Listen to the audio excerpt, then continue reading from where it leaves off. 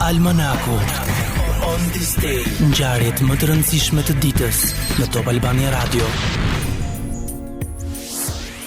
Në vitin 1575, pirati shqiptar Arnaut Mami mori peng shkrimtarin Miguel Cervantes.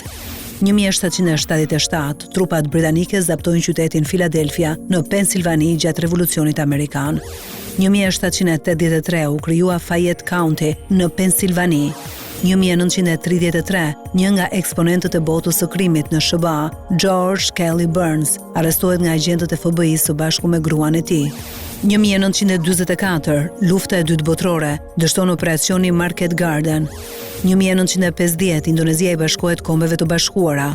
1952, ndron jetë në Rom në moshën 88 vjeçare, filozofi dhe novelisti i famshëm spanjoll, George Santayana.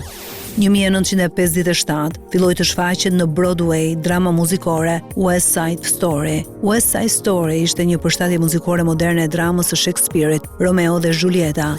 1959, Bregdeti japonez do të prekej nga një ndër tajfunët më të fortë në historinë e këtij vendi, i quajtur tajfuni Vera. Ai do të godiste pjesën lindore të ishullit, duke shkaktuar afro 5.000 të vdekur dhe mbi 10.000 të plagosur.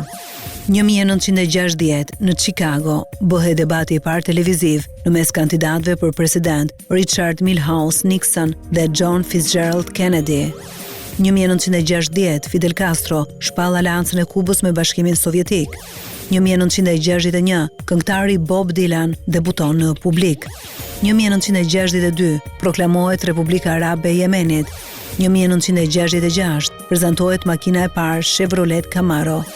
1973, avioni supersonik francez Concorde kryen udhëtimin e parë me pasagjer nga Parisi në New York në vetëm 3 orë 32 minuta. Shpejtësia mesatare e udhëtimit ishte 1535 km/h. 1984, Britania e Madhe bie dakord që t'ia transferojë sovranitetin e Hong Kongut Republikës Popullore të Kinës. 1998, në lagjen e Deliajve në një fshat të Skënderajt, forcat serbe vranë e masakruan 23 civil shqiptar të moshave të ndryshme. 2002, tragedi senegalez MV Lejola përmbyset në bregdetin e Gambias, 1863 të vdekur, 64 persona mbijetuan. Shkaqet e përmbytjes, keq menaxhimi i sistemit drejtues dhe mos respektimi i sigurisë teknike. 2008, dëron jetë Paul Newman, aktor dhe regjisor amerikan. 2011, Vasilaj Vangeli, aktori shqiptar i komedisë dhe dramës, ndahet nga jeta.